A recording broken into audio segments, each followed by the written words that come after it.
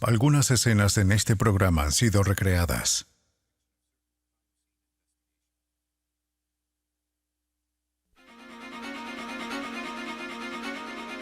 Un adolescente está perdido. Una investigación policial expone la muerte de docenas de niños y adolescentes. Todos son atribuidos a un solo asesino. Un fotógrafo perpetra violaciones y torturas, documentando meticulosamente sus crímenes en video y cintas de audio. En un tranquilo vecindario, 4 personas son encontradas muertas. La policía se pregunta acerca de la clase de asesino que podría cometer estas atrocidades. Para los asesinos en serie, una muerte es solo el principio. Obsesionados lo hacen una y otra vez, aprendiendo más con cada crimen, mejorando, perfeccionando. Están seguros de que nunca van a ser capturados, pero las autoridades trabajan sin descanso para su captura.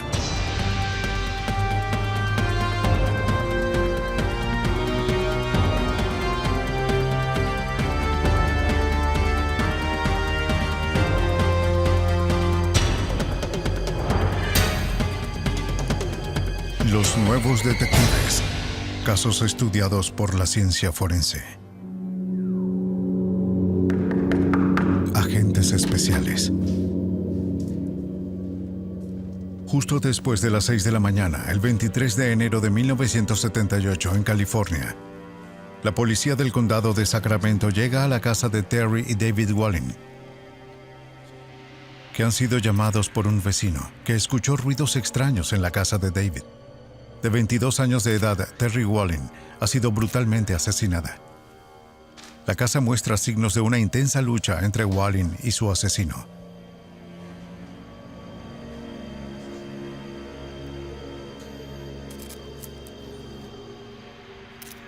Ella sufrió disparos y mutilaciones.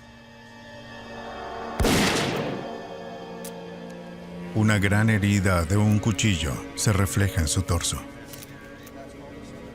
Algunos de sus órganos internos han sido extraídos.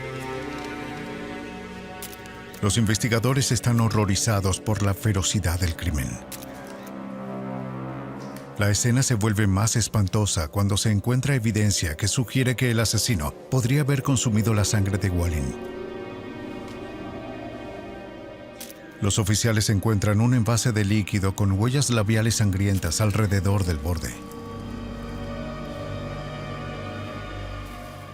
La policía de Sacramento no tiene claro qué hacer con la escena, pero saben quién puede ayudarles. Ellos llaman a un especialista, un hombre que está familiarizado con crímenes atroces.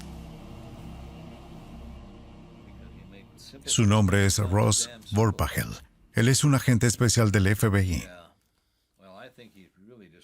La brutalidad de la matanza hace que Vorpagel sospeche que el asesino no podría controlarse a sí mismo y que la muerte de Terry Wallin puede ser solo el comienzo de sus estragos. Simplemente no hay necesidad de destripar a una víctima, de llegar al interior y mutilar partes de su cuerpo, de cortar 10 centímetros de una arteria importante y habérsela llevado. Es decir, ya teníamos prueba de su demencia, por lo tanto era de esperarse un hecho tan atroz. Vorpagel llama a un colega en el FBI. Robert Ressler ha rastreado y capturado a algunos de los asesinos más peligrosos del mundo. Como un perfilador criminal para el FBI, él muestra los rincones más oscuros de la mente de un asesino. En la década de 1970, fue uno de los primeros en utilizar el término asesino en serie para describir a aquellos que asesinan una y otra vez. Robert Ressler, como agente del FBI, se esfuerza por comprender la mente del asesino mediante el análisis de la escena del crimen.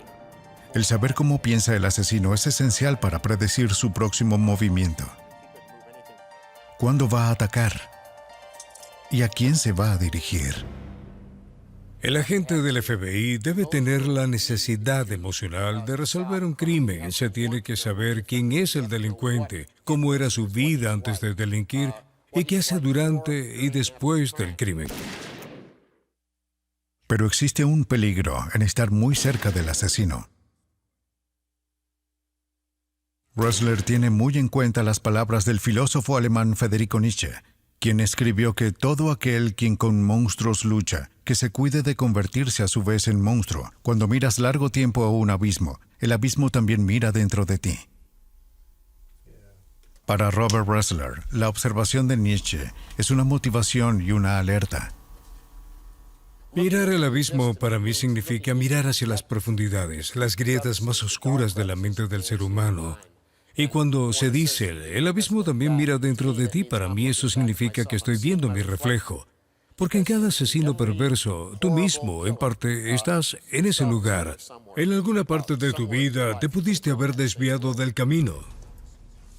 En la década de 1970, Ressler fue uno de los miembros originales de la Unidad de Ciencias del Comportamiento del FBI, el primer programa del FBI para investigar sistemáticamente motivaciones de un asesino. Ressler entrevistó en prisión a algunos de los asesinos más notorios de los Estados Unidos para aprender sus hábitos y actitudes. Hoy en día Ressler es un consultor privado, quien trabaja por todo el mundo para ayudar a resolver los crímenes. En enero de 1978, Ressler aplica sus conocimientos para ayudar a los investigadores del condado de Sacramento. Idean un perfil psicológico del asesino de Terry Wallin. Fue el primer paso para el seguimiento del asesino.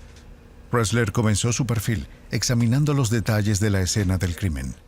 Lo que se busca en una escena del crimen es la posición en la que el cuerpo fue dejado por el asesino. Se observa el estado del cuerpo desde el punto de vista si está vestido o desnudo y qué arma pudo traer el asesino a la escena para usarla y llevársela. Esos son algunos de los puntos que todos debemos pensar desde un principio. Después de que Terry Wallin recibiera el disparo, el asesino mutiló varias partes de su cuerpo en su propia cocina. Luego dejó las partes del cuerpo como un detalle que resultaría ilustrativo para Ressler.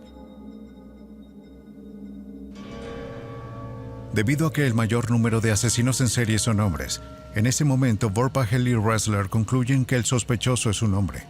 También suponen que es blanco, como la mayoría de los asesinos en serie estadounidenses.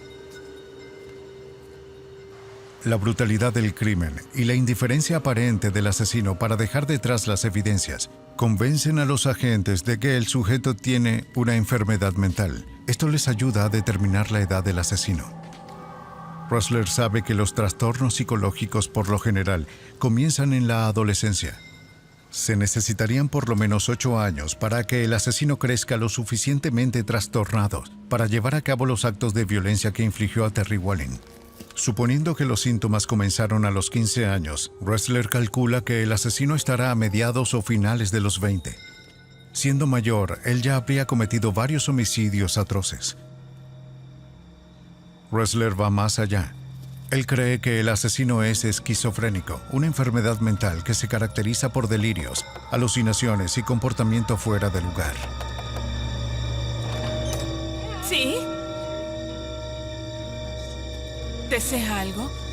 Oiga, ¿qué le sucede? ¡Déjeme! ¡Ayuda, policía!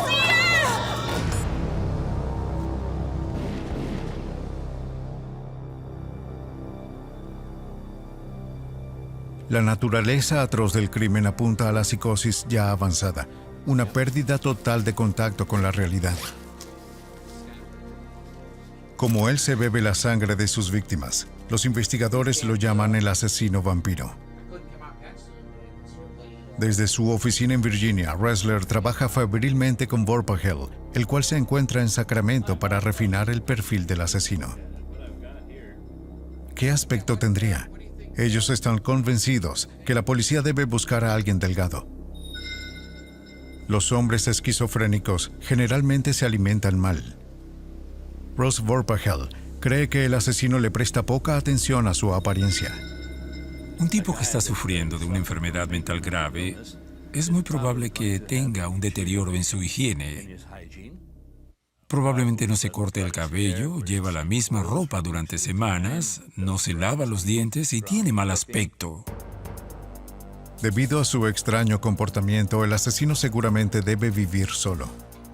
Vorpagel entrega una copia del perfil del sospechoso a la policía de Sacramento para hacerlo circular por todo el condado. Pero no surge ningún sospechoso fuerte. El asesino vampiro sigue en libertad. ¿Podrán los perfiladores encontrarlo antes de que vuelva a cometer un asesinato? 3 días después del brutal asesinato de Terry Wallin en 1978, a menos de 1 milla de distancia de la casa de Wallin, el asesino vampiro ataca de nuevo. La policía encuentra los cuerpos de Daniel Meredith, Evelyn Mirath y su hijo Jason. Al mismo tiempo indican que se encuentra desaparecido y presumiblemente muerto el sobrino de Michael Mirath Ferriera, de 1 año y 10 meses de edad. Estas nuevas muertes convencen a Ressler y Vorpagel a resolver este caso rápidamente, antes de que el asesino vuelva a atacar. Los agentes redoblan sus esfuerzos, usan la información obtenida en esta escena del crimen para refinar su perfil original. De nuevo, el asesino vampiro atacó a sus víctimas. De nuevo, utiliza cuchillos tomados de la cocina de la víctima.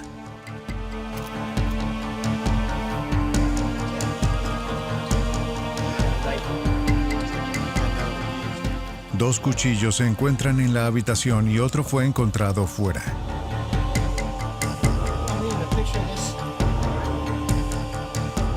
A él no parece importarle dejar las armas arrojadas en el lugar de los hechos.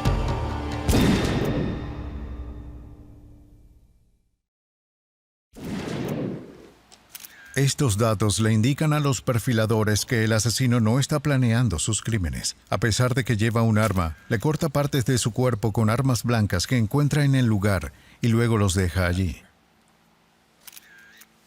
Tenemos un cuchillo que se utilizó para mutilar los cuerpos. Fue tomado de la cocina y luego se desecha en la escena del crimen. Al ver esto por segunda vez, sin duda recalco en mi mente que estamos tratando con un asesino altamente desorganizado. Organizado y desorganizado. Estas palabras describen el comportamiento de un asesino en serie antes, durante y después del asesinato.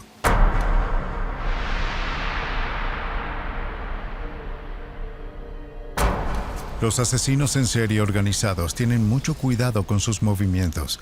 Cubren sus senderos tan a fondo que poca o ninguna evidencia permanece para atarlos a sus crímenes. Por lo contrario, los asesinos en serie desorganizados actúan por impulso. Su comportamiento es al azar, por lo tanto, su siguiente movimiento es difícil de predecir. Los investigadores encuentran manchas de sangre en la tina. Perfiladores creen que el asesino vampiro pudo haber tomado un baño en una mezcla de agua y sangre. Los crímenes son cada vez más espantosos, el asesino más cruel y desorganizado. Ahora bien, sabemos que una persona común no va a llenar una tina con agua y sangre y tomar un baño. Así que aquí vemos la personalidad, aquí vemos la enfermedad mental, vemos lo grave que está. A partir de la evidencia en la escena del crimen, Vorpagel y Ressler reconstruyen la espantosa secuencia de los acontecimientos. Y el aterrador retrato de un hombre que nunca han visto comienza a emerger.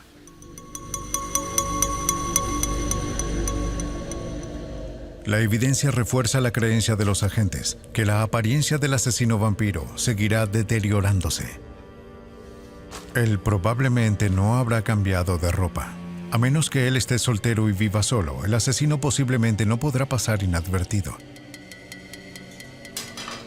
El sujeto es solitario y delgado, despeinado, no mayor de 30 años de edad.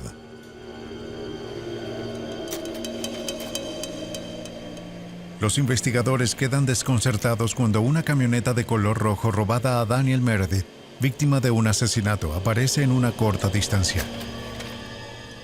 Debido a que se encontró cerca, Ressler determina que el asesino vampiro debió haber caminado a la escena del crimen y luego huyó a pie después de abandonar el auto.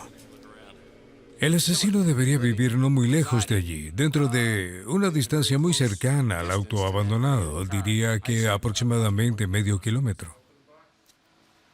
El día después de los asesinatos Mirrod, la policía recibe un informe que indica que un perro había recibido un disparo y sufrió mutilaciones dentro de los bloques cercanos a la escena del crimen. Para los agentes es el momento ideal que han estado buscando. Saben que cuando son niños, los asesinos en serie mutilan y matan animales. Él saldría y mataría a estas mascotas disparándoles con la misma arma con la que asesinó a Wallen, Mirrod y Meredith.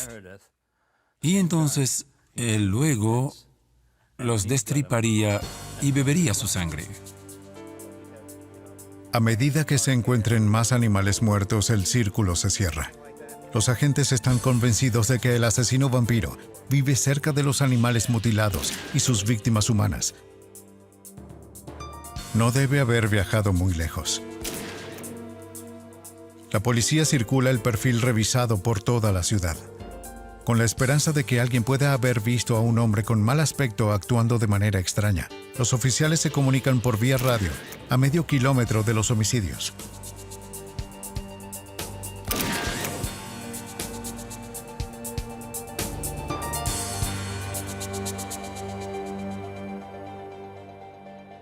Cuando una mujer de 20 años está saliendo de un centro comercial en Sacramento, un hombre extraño se acerca a ella.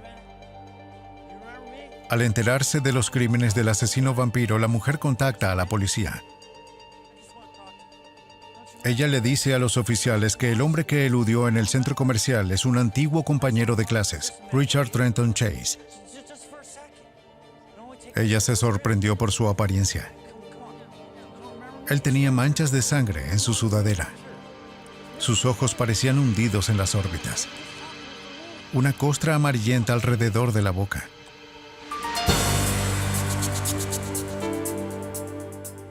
Según la descripción de la mujer, Chase encaja en el perfil del asesino vampiro.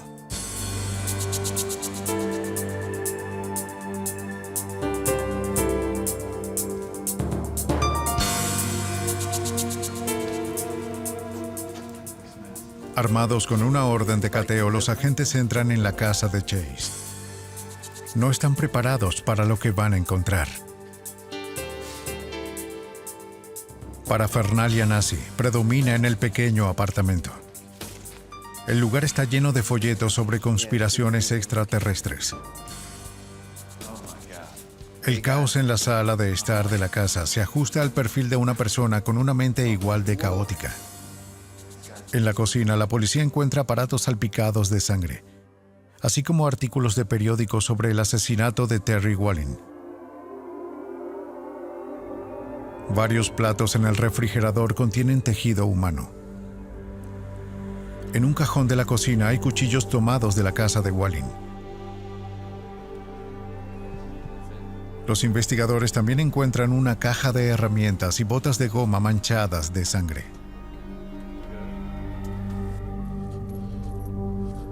Chase es detenido y acusado de 6 cargos de asesinato en primer grado, entre ellos el asesinato del sobrino de Evelyn Mirrod, de 1 año y 2 meses de edad, Michael Ferriera, cuyos restos se encuentran a poca distancia del apartamento de Chase.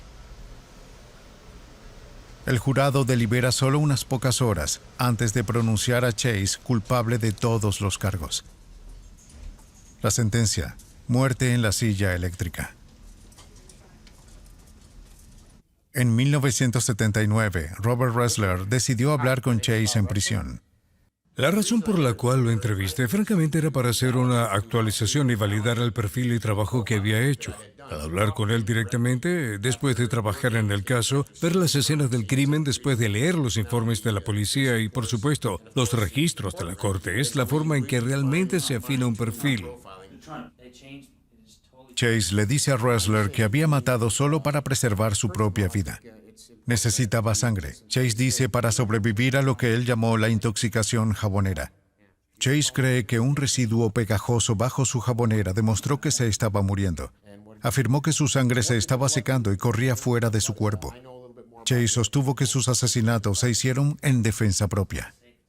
Cuando llegó a su plena motivación, dijo que por todo su cuerpo la sangre se estaba convirtiendo en polvo y se movía muy lentamente, lo que le hacía estar fatigado y llegar a estar muy enfermo, y sintió que Estaba haciendo esto por la influencia de ovnis o extraterrestres y dijo que la única manera de que pudiera contrarrestar esto era conseguir un nuevo suministro de sangre humana.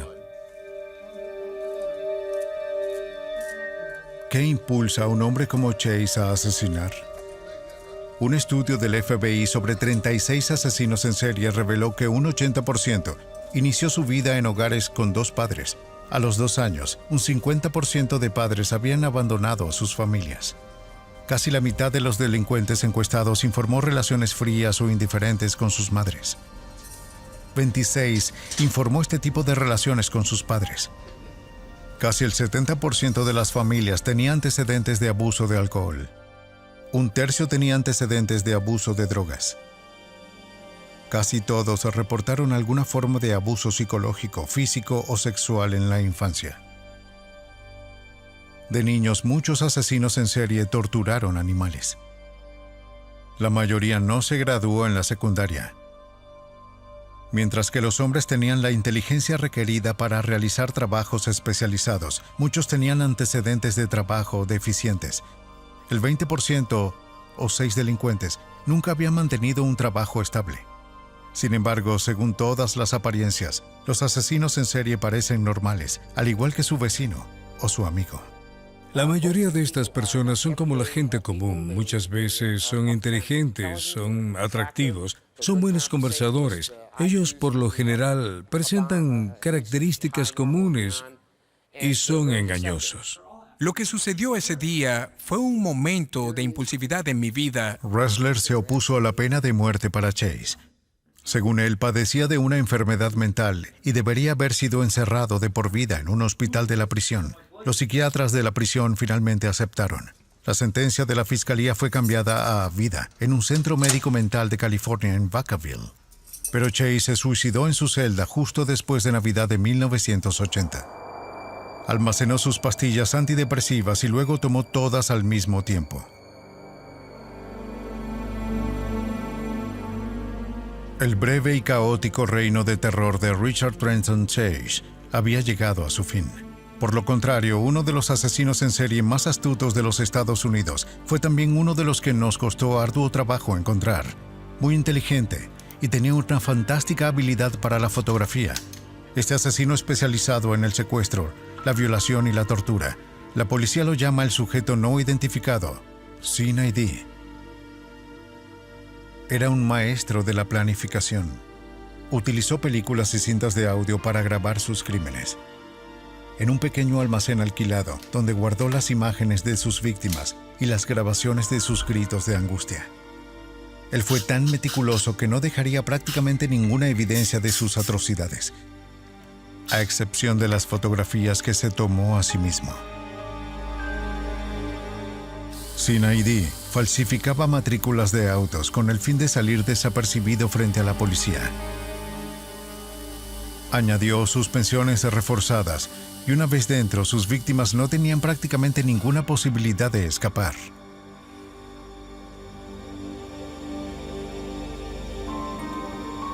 Durante 5 años viajó de estado a estado, sin permanecer en un lugar demasiado tiempo. Él era autosuficiente, financió sus delitos de secuestro, abuso sexual y tortura con otro crimen. Él era un experto falsificador. Estaba seguro de que nunca sería capturado.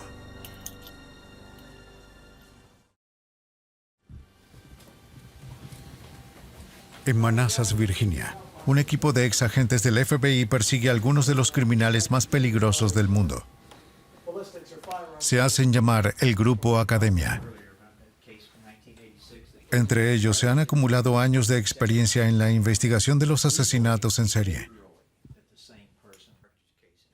Robert Hasselwood y Peter Smerick son expertos en perfiles psicológicos de criminales. Si en la vida eres una persona impulsiva y actúas sin pensar, entonces, en una escena del crimen puedes ser muy descuidado y esto es un reflejo de tus actos. Por otro lado, si en la vida eres una persona fría y calculadora que no toma riesgos innecesarios, ese tipo de comportamiento también se puede demostrar en una escena de crimen. A pesar de la evidencia en una escena del crimen, la categorización de los asesinos en serie es difícil. Algunos asesinos en serie demuestran una mezcla de costumbres desordenadas y organizadas. Sucede que un investigador empieza a buscar en una escena del crimen y trata de poner al delincuente en una de estas categorías bien organizadas. Él va a estar decepcionado cuando la persona se detiene y no se ajusta a estas categorías.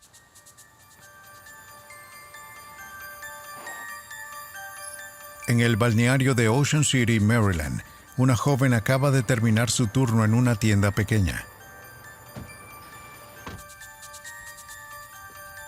Es Día de los Caídos en 1979. Ella es abordada por un hombre que se identifica a sí mismo como un oficial de policía. Él le muestra su identificación y está conduciendo un auto de policía sin matrícula. Él le dice a la mujer que es una sospechosa de una serie de robos. Insiste en que ella lo acompañe a la comisaría para ser interrogada.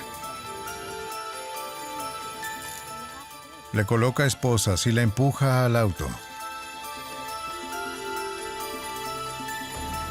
Es el comienzo de la experiencia más larga y aterradora en la vida de la mujer. El hombre no es un oficial de policía. Él es CID. Y ella es su última víctima.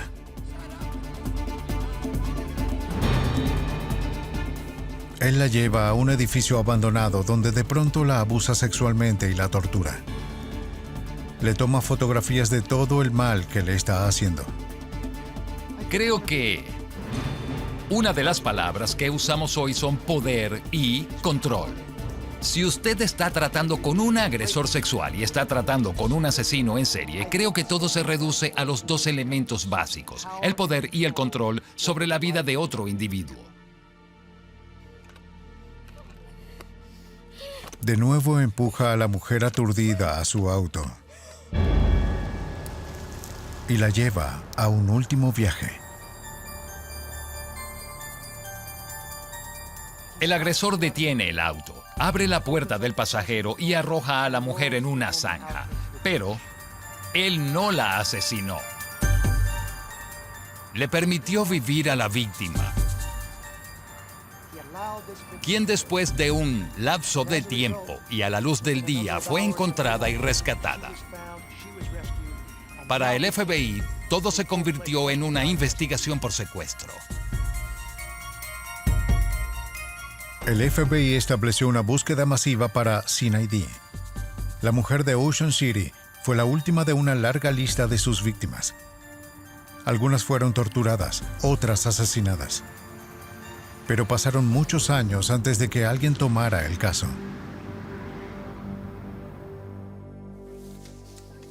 Al mismo tiempo que el FBI busca a CID, el servicio secreto estaba tras la pista de un falsificador muy difícil de encontrar. Un hombre que habitualmente paga con billetes falsos de $20 a empleados confiados en tiendas en centros comerciales en la región central y la costa este. Un elemento sobre cualquier agencia policial, no importa lo efectiva que pueda ser, se necesita un poco de suerte y la cooperación de una ciudadanía alerta. En este caso, una empleada en alerta relató haber hablado con un cliente que se encuentra actualmente en la tienda. Notificó a la seguridad del centro comercial. Por su parte, ellos notificaron a las autoridades locales y dentro de un corto periodo de tiempo, el sospechoso fue detenido. La policía detiene a un hombre, James Mitchell de Bardeleven. El servicio secreto descubre rápido que de Bardeleven no es un falsificador estándar.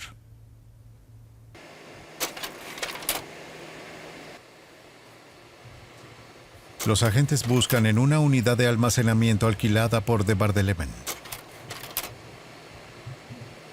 En el interior hay fajos de billetes falsos que ha estado pasando. Pero para su sorpresa, los agentes también descubren una colección grotesca de imágenes y grabaciones de audio. En el descubrimiento de 1983 se halla el foco de la investigación del FBI.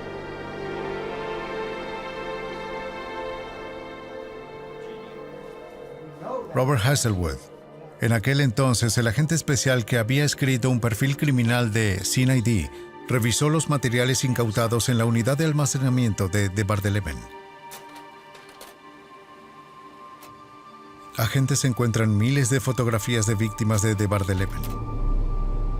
Entre ellos se encuentran fotos y grabaciones de audio de la mujer secuestrada en Ocean City en 1979. Algunas de las fotos se remontan a principios de 1960. Encuentran las herramientas de trabajo de un asesino, la ropa de la víctima, 10 armas, una identificación falsa de policía, revistas, ropa interior manchadas de sangre, joyería, 7 matrículas de vehículo que le permiten a Bar-de-Leven recorrer la ciudad en auto para cometer sus crímenes. El FBI también encontró notas escritas a mano que contenían códigos que se referían a crímenes pasados y futuros. A pesar de haber descubierto la colección de imágenes y sonidos incriminatorios, los agentes tienen un problema. El rostro del asesino sigue estando literalmente fuera del marco de las fotografías que se han capturado con las víctimas. Los investigadores tendrán que probar que Bar-de-Leven es el hombre de las fotografías si van a vincularlo de manera concluyente a los abusos y muertes. Durante su carrera en el FBI, Peter Smerick era un experto en fotografía forense. El servicio secreto le envía una serie de fotografías de Bar-de-Leven para analizar. Varias muestran el torso desnudo y los brazos descubiertos. Smerick centra su atención en los brazos. Estos tienen un patrón distintivo de pequeños lunares y pecas. Smerick le pide al servicio secreto que saquen temporalmente a Bar-de-Leven desde su celda con el fin de fotografiarlo en la misma posición como sale en las fotos confiscadas. El primer movimiento es rentable. Cuando Smerick compara las fotografías tomadas por el servicio secreto con las que se encuentran en la unidad de almacenamiento, hallan los patrones de los lunares. Es la prueba que los agentes buscaban desesperadamente. En todos los años que trabajé con perfiles criminales, no puedo pensar en otro caso en el que el delincuente era un excelente fotógrafo. De manera tal que, sin saberlo, tomó sus propias fotografías de la escena del crimen y eso fue lo que terminó llevándolo a la cárcel. En 1984, Bar-de-Leven fue juzgado y condenado a cadena perpetua. Hoy cumple su sentencia en una penitenciaría del estado de Texas. Bar-de-Leven es uno de los criminales más peligrosos, en mi opinión. Él fue capaz de cometer una serie de crímenes durante varios años en una variedad de estados, y esos delitos nunca fueron vinculados a él. Eso le hizo extremadamente peligroso. Creo que está involucrado en muchos más delitos atroces, teniendo plena conciencia. Mediante el control de todas las variables, las armas, la ubicación y la víctima, un asesino en serie organizado puede deslizarse a través de cualquier persecución, saliéndose con la suya durante años mientras se oculta a la vista. Tal fue el caso de John Wayne Gacy, un prominente hombre de negocios del área de Chicago. Muy querido y respetado, Gacy ocultaba un terrible secreto. ¿Está el señor Gacy? En 1978, en Des Plaines, Illinois, Robert Piest, de 15 años de edad, fue reportado como desaparecido. Habiendo aprendido que Gacy estaba preparando una oferta de remodelación de una farmacia donde Robert Piest trabajó, el detective principal, José Kosenka, del Departamento de Policía de Des Plaines, va a la casa de Gacy. Gacy niega conocer a Piest, pero los investigadores sospechan. Una verificación de antecedentes revela que Gacy fue condenado una vez por el abuso sexual de un adolescente. Kosenka coloca a Gacy bajo vigilancia. Inicialmente cooperaba con la policía. Gacy se vuelve cada vez más hosco cuando la investigación de Kosenka continúa. Tenía una mirada agresiva. Se podía sentir su odio. No le importaba lo que estábamos investigando. Él estaba preocupado por tratar de mantenerse fuera del camino. Gacy amenaza con una demanda si la policía continúa su vigilancia. Oficiales persisten, sospechando que Gacy tiene mucho que ocultar, pero incluso ellos no están preparados para saber lo que encontrarán. En 1978, durante varias semanas, la policía de Des Plaines no dejó que John Wayne Gacy estuviese fuera de vista.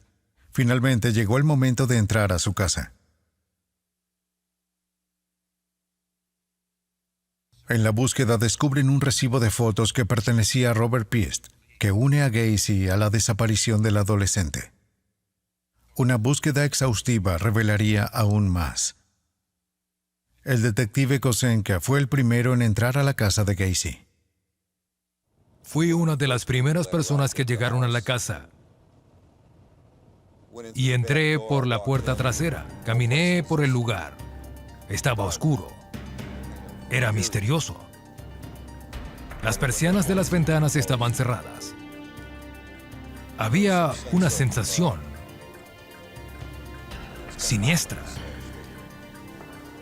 debido a que estábamos empezando a creer que podía haber gente sepultada debajo de la casa de Gacy, con base en la información que habíamos recolectado.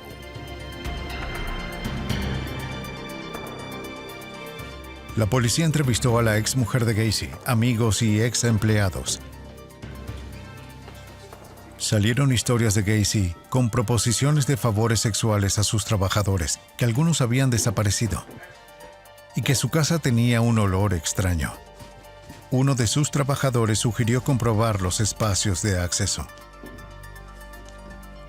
Después de un riguroso interrogatorio, Gacy admite a los detectives que 4 años antes, en 1974, asesinó a uno de sus compañeros homosexuales. Gacy afirma que el asesinato fue en defensa propia, que ocultó el cuerpo del hombre debajo del suelo.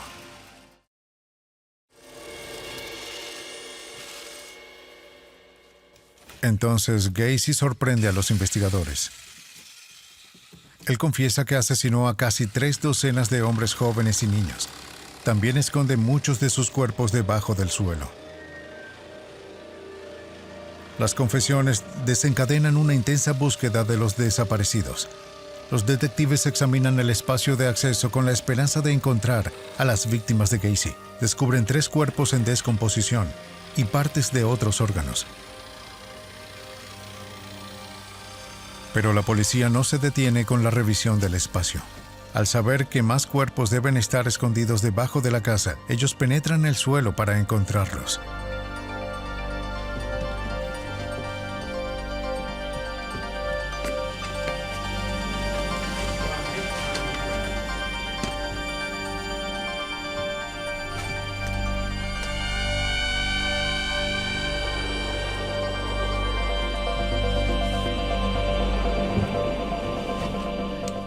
Con el tiempo hallarían cuerpos enterrados bajo el suelo del comedor y el garaje.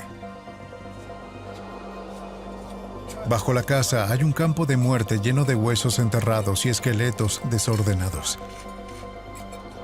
La policía detiene a Gacy por el asesinato de Robert Piest. Aunque los cuerpos que descubrieron tenían mucho tiempo de muertos, ninguno podría ser el del niño desaparecido. Gacy pensó que la mejor manera de no ser atrapado por sus crímenes era mantener el control de sus víctimas después de matarlos, pero cuando eres un psicópata, se imagina que nunca encontrarían aquellos cuerpos enterrados. Piensa que su inteligencia es superior a todos, incluso más que la policía. Al esconder a sus víctimas en su propia casa, Gacy mantuvo un control total sobre ellos, incluso muertos. Podría seguir confiando en que nadie era capaz de encontrarlos sin su conocimiento. Desde su cuidadosa atención y planificación hasta la muerte, es la marca de un asesino altamente organizado. Todo cada vez es más claro, especialmente cuando se ve en el interior de la casa. Indicaría que Gacy era muy metódico, muy bien planificado, y que él había pensado estos crímenes en gran detalle antes de embarcarse en ellos. Gacy también arrojaba a sus víctimas en el río Des Plaines. La policía recuperó 6 cuerpos en ese lugar. Uno de ellos era Robert Piest. Cuando todo terminó, la policía identificó los restos de 33 personas. Bob estaba interesado en el proceso debido a que el FBI estaba formulando dentro de la unidad de ciencias y comportamiento un tipo de estudio en profundidad de las personas que cometen una serie de asesinatos y querían saber más sobre ellos, querían entenderlos. Y este era un caso muy típico.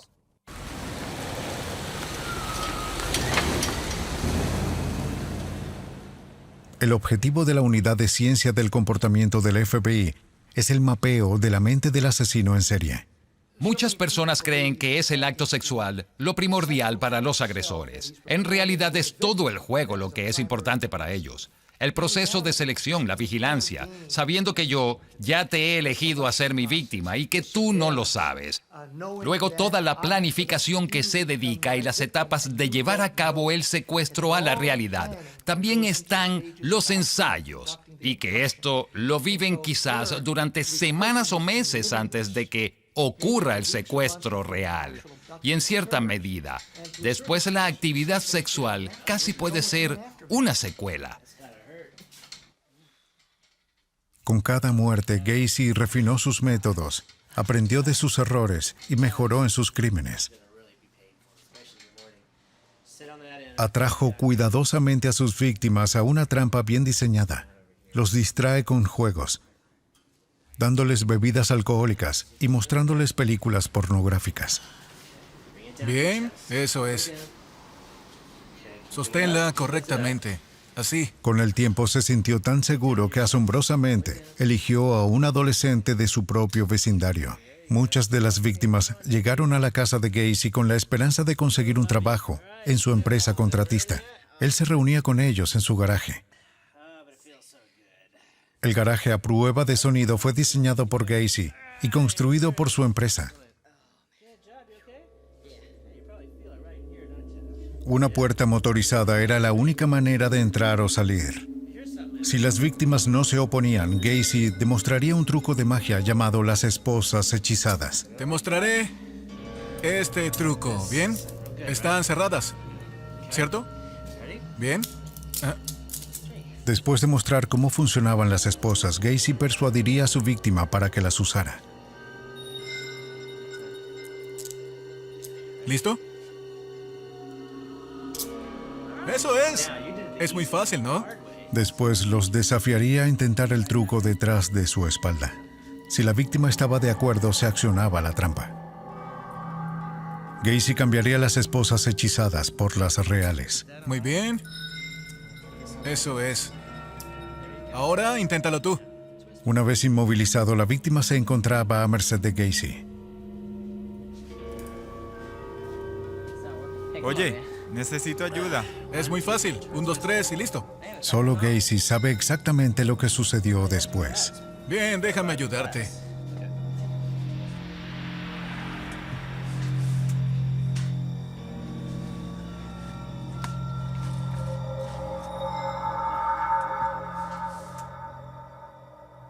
Al igual que el agresor sexual y asesino en serie James Mitchell de Bardeleben, Gacy pensó que había cubierto completamente sus pistas, pero los objetos encontrados durante la búsqueda en la casa de Gacy proporcionaron la evidencia clave, aunque la policía no lo sabía en ese momento. Los detectives descubren licencias de conducir, hebillas de cinturones, anillos y otros efectos personales. Ressler alertó a los investigadores sobre la importancia de estos objetos. Habíamos encontrado estos elementos sin saber qué habíamos encontrado. Bob entró y comenzó indicándonos y dijo, para ustedes tal vez una hebilla de un cinturón no importa, pero para la persona que cometió el crimen es muy importante. Es un proceso visual para ayudar a revivir el crimen en el momento que él quiera hacerlo. Son un recordatorio de sus asesinatos pasados y una inspiración para volver a cometer un crimen. Para Gacy esto es una especie de símbolos dentro de sus crímenes. Un recordatorio. Mejoran su fantasía y lo llevan a la siguiente víctima. Quizás lo ve como un trofeo. Para el asesino en serie, el tener estos objetos a su alrededor mejoran sus fantasías. El objeto más perturbador que se encontraba en la casa de Gacy Era un mapa indicando los sitios de trabajo alrededor de los Estados Unidos, donde había trabajado como contratista. Ressler cree que probablemente Gacy no había limitado sus crímenes a Chicago. Parecía lógico que si Gacy viajaba y hacía esto en Chicago, también lo pudo hacer en otros lugares. Es por eso que creo firmemente que John Gacy asesinó a más de 33 personas. Creo que probablemente 2 veces ese número. Los equipos forenses desmantelaron la casa de Gacy. En total se recuperaron unos 27 cuerpos. ¿Cuántos más asesinó Gacy? La policía nunca lo sabrá.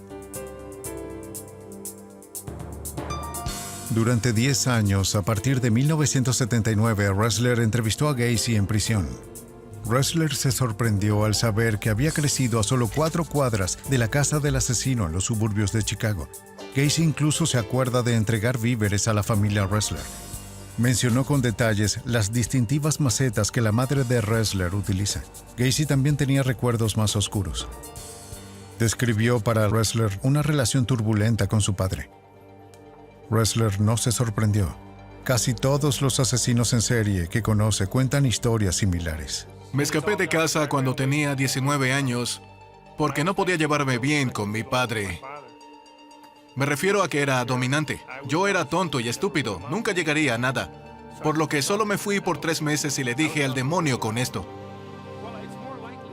Desde la prisión, Gacy hizo una pintura y se la envió a Ressler.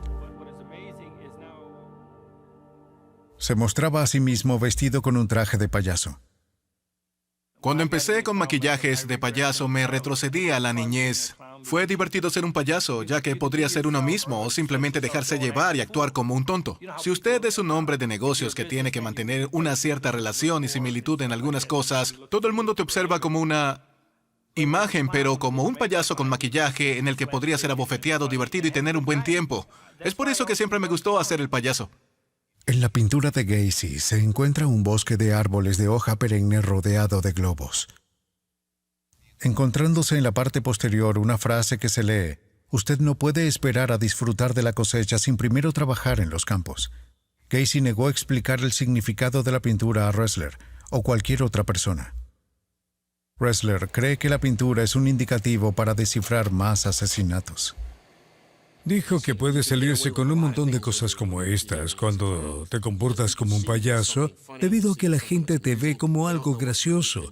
Los payasos pueden salirse sin duda alguna con la suya. John Wayne Gacy murió por inyección letal el 10 de mayo de 1994. Desde los primeros años de perfilado criminal en la década de los años 70, han sido identificados y capturados otros asesinos en serie. Nombres como el hijo de Sam, Ted Bundy y Jeffrey Dahmer se han dado a conocer a los agentes especiales y para un público alternativo que está fascinado y contradicho por sus crímenes. Los asesinos en serie son motivados por el control, por el dominio, por la disciplina, por la autoridad. Ellos tienen conceptos muy deformados de la interacción con otro ser humano. Ellos no miran a otro ser humano como un ser humano que es. Ellos lo ven como un objeto. Robert Ressler cree que los asesinatos en serie, si bien no se limitan a Estados Unidos, se han intensificado en este país desde el final de la Segunda Guerra Mundial. Apetecibles, parte de la razón tiene que ver con una cultura que idealiza y fomenta la violencia. La cultura produce, ya sabes, produce los crímenes violentos. Yo diría que el 75% de los asesinos en serie del mundo son productos norteamericanos. Suena muy extraño, pero ustedes saben, esto es América, es como el béisbol, el pastel de manzana, mamá y homicidios en serie.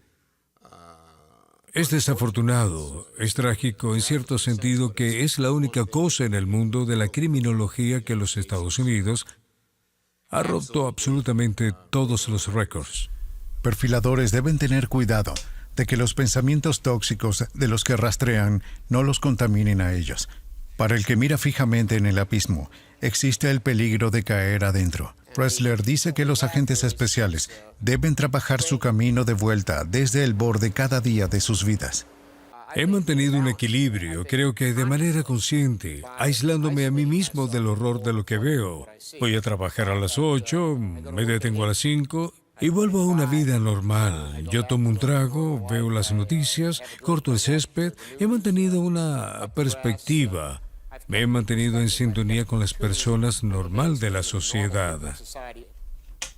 Para Ressler, el perfilado es mucho más análisis que drama. Observar, pensar, concluir y darse cuenta de que no hay respuestas fáciles o rápidas. El concepto en la película es que el perfilador va a resolver el caso solo y todo el mundo regresa a casa. Los perfiles son grandes herramientas globales del investigador, es una pieza más de ese rompecabezas. Y cuando se coloca todo junto, el resultado suele ser muy eficaz. Los perfiladores exploran las regiones más oscuras de la mente, arrastrando lo que está oculto a la luz del día. Solo entonces puede ser examinado y aprendido.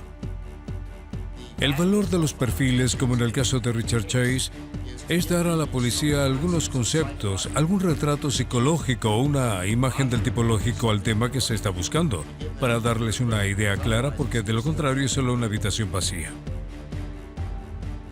Estos agresores sienten que nunca pueden ser capturados, que son invulnerables. Sin embargo, con cada nueva víctima, cada gota de sangre, cada fibra o hebra de ADN en la izquierda en la escena del crimen, agentes especiales se profundizan en la mente de los asesinos. Tal vez llegará el día en que no serán necesarios los perfiladores, pero por ahora, los agentes especiales tendrán que seguir buscando en el abismo.